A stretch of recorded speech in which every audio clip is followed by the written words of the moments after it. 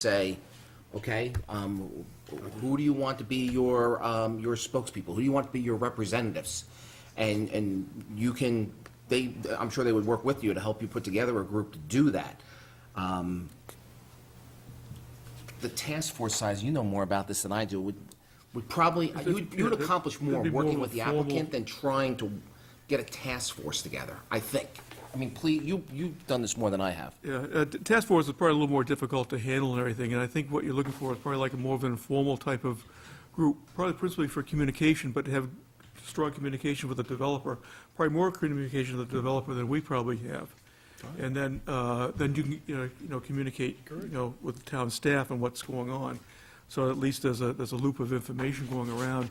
They'll probably have a lot more detail that we probably would get involved with at this point anyway. But it's the detail, we've got to put together the detail as people talk and everything. And I think it'd be great to have like a group that's representative of, especially the abutters. I think that's, and even people that second, tertiary, quaternary abutters from it also as part of it.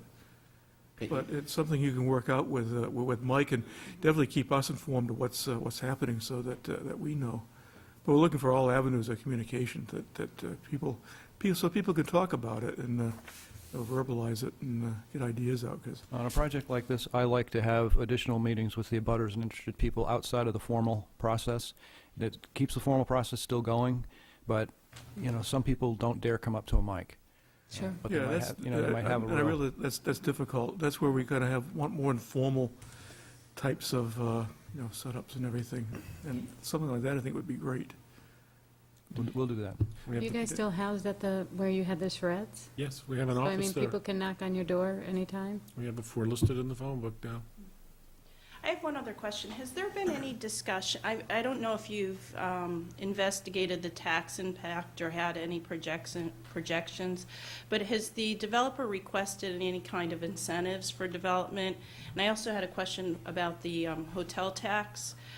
Is there any way that hotel tax, we can put on an additional amount per room? Has that been discussed? No, in fact, that would have to come from the state. Rooms and meals tax, by statute, the only thing a town can do is levy property taxes.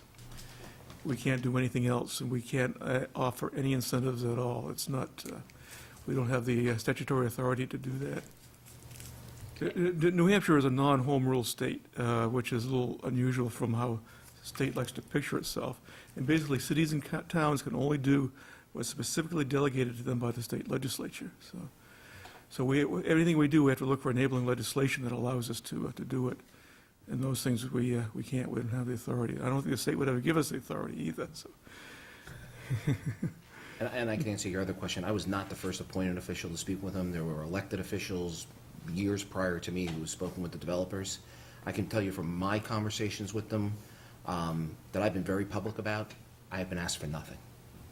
I've been asked for no incentives. I've been asked for absolutely nothing except that we want to build something that the people in Londonderry want. We do not want to build something they don't want. But I've been absolutely not asked for anything, not approached for anything. Staff can speak for themselves. I don't know if they have. Because again, as Art had mentioned, there really aren't we don't have as municipalities the ability to offer tax abatements or any types of incentives that you hear about in the southeast, and places where they give Toyota $10 billion in tax abatements. We can't do that in New Hampshire. We are I will prohibited tell by you, the law. one conversation that has been a constant, and I think Mr. Kettenbach will confirm this, is the one I repeated earlier when that nice lady asked the question, is I'm looking to figure out how to protect our burden from the standpoint of the individual homeowner and the taxpayer in this town, and for this project to pay for itself somehow and not impact the people who live here today. That's been my entire goal, and frankly, the reason I ran for office. And could I just, food for thought on one more thing. Is there a way that local government can protect the interest of local entrepreneurs that may want to be involved in the development or rent retail space? Have you thought about giving any incentive to local people? Because I've heard that discussion. I've heard people saying, I'm interested. What kind of impact will it have on existing businesses in town? specifically like retail space? You know, is there going to be a movement? Is there going to be loss in other areas? And has that been discussed? That's, Yeah, probably, well, one, we don't really have that authority or anything. Okay. I mean, that's really a business decision as part of our free enterprise. It's, and we have no power at all. I don't think the state has any power either to do that. And certainly if there's Through the really- Constitution. well, I think what I heard from the question is that, you know, is the applicant willing to work with local entrepreneurs? And Okay. I think that's To what I heard. encourage them to use the area that they're developing, to have incentives for our local businesses to grow with this development, to make it a mutually beneficial relationship. Is that something that can be worked Yeah, with? we don't have any Okay. authority to do that, but, I mean, the developer can basically do what they want. And, you know, I think it's really up to them, and I'm sure they're, you know, they know really a lot more is going on in the business world and with the commercial and industrial development and everything than we are even aware of, so. So the other hat I wore in the past was chairman of the Economic Development Committee. I would hope, and I'm sure it's happening already, that our Director of Economic Development and for the town is Andre Garin. I would hope he's already having these types of conversations that he'll be having for many years, because it lays inside his department and with Tim to make sure that they try to do what you're asking. I mean, as Art said, free enterprise is going to govern over what's going to happen, but we really depend on staff, as that is part of their full-time job, to attract the, you know, businesses that are welcome to the community, who enhance the community. But if I No, I speaking mean, for you, Has or that No, been actually, happening? yeah, Have those he has been conversations? speaking for me, but I was have I had pointing a at him. conversation with Mr. Kettenbeck about the businesses that are going to go there and whether or not there's incentives for local growth? No, absolutely not. We haven't had those conversations yet. Is it possible to have those conversations? Oh, absolutely. Yeah, absolutely. We can have those conversations. And just a word about incentives. The state does have incentives. And none have been asked by the applicant to utilize them. A community development block grant is as an incentive. A revolving loan is an incentive. And establish this as a enterprise revitalization zone is an incentive. So there are tools that the state does have, none of which the applicant has approached us about. Thank you. Okay, you're welcome. Anyone else? Hey, Mike, name and address, please. Mike Speltz, 18 Sugar Plum. I'm trying to understand how the board will deal with the uncertainty that revolves around Exit 4A. I know Andres Doherty said at one of the Charette meetings that if they were to lose 4A, they would basically have to limit the development to the sort of the Woodmont area. And without 4A, I don't know that the traffic, you know, can be made to work. So, you know, as you go forward evaluating this application, how will you deal with that uncertainty? If only the Woodmont portion is developed, will that have a different impact on the town than if the whole project, as we see it up there, is developed? In other words, is the mix of commercial and residential homogeneous throughout that whole area? I don't think it is. I think that what's going to really happen is that there'll be a little more residential built first in the Woodmont phase, if I was listening correctly, a little more in the part north of Pillsbury, and then a large amount of commercial and industrial over on the other side of 93. So, you know, if that mix changes because of things that are beyond our control in Washington and Concord,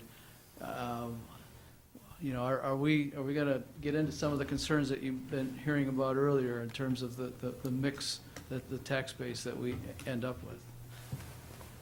I think it's a good point. I mean, I think at this point, we don't know what the future for 4A is or anything, and that really is, I mean, even though Derry has committed 5 million, Londonderry has committed 5 million, I think the bulk of it is really up to the state and the feds on what happens.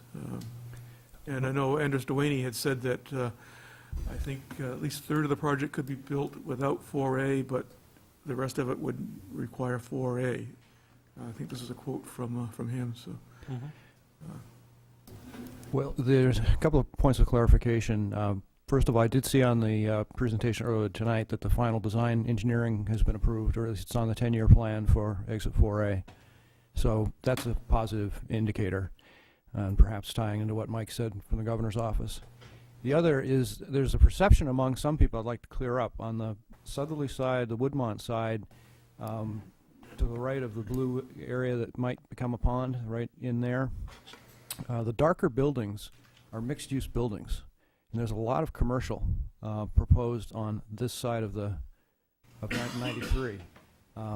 Shops, restaurants, stores, offices, and potentially even a hospital. So it's not just a residential project, as some on this side of 93. There's quite a bit of, if you look over a list of land uses, office, 2 million square feet, a couple 100,000 square feet of retail, and then, you know, other uses. So it's not just residential, and I think we can address the 4A issue as we get through the process, but I think we can also safely do a master plan that is not dependent on 4A. Site plans would be, you know, because then we're going to be dealing with actual technical distribution of traffic to specific locations and whatnot. But I don't think it need hold up the master plan discussion. We're going to assume that it is a part of it. It's been shown as a part of it. If 3 years after the master plan has been approved, it gets shut down, that might mean a new master plan. You know, we can have that discussion. Yes. Andre? I just wanted just to supplement something that Rick had said regarding Exit 4A. He is correct. In the 10-year plan, the Exit 4A project is in there. There's money that DOT is, and the federal highways put towards it. But it just needs to be reiterated that that is going west. I mean, that's to build the... East. East, I mean. East. The western portion will still need to have to go through the process that the east side went through. So what's in there is to build that road, the interchange off of I-93, going east towards Derry. You won't have a left turn at the end of the road? It might have a rest left turn, but it won't go anywhere. Won't go anywhere?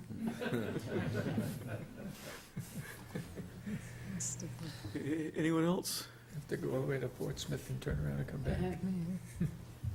Anything from the board? I'm sorry.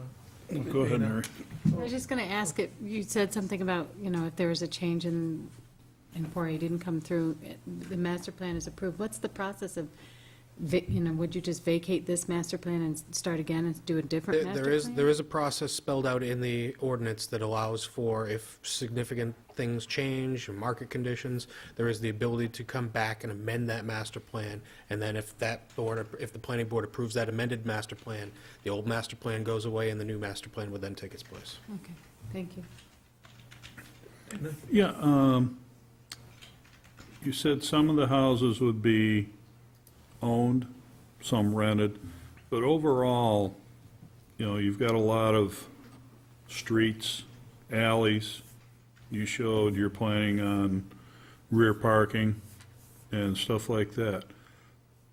Is there going to be a management company managing this overall that's going to take care of the leases, the retail space, controlling that, managing the streets, managing the plowing, stuff like that?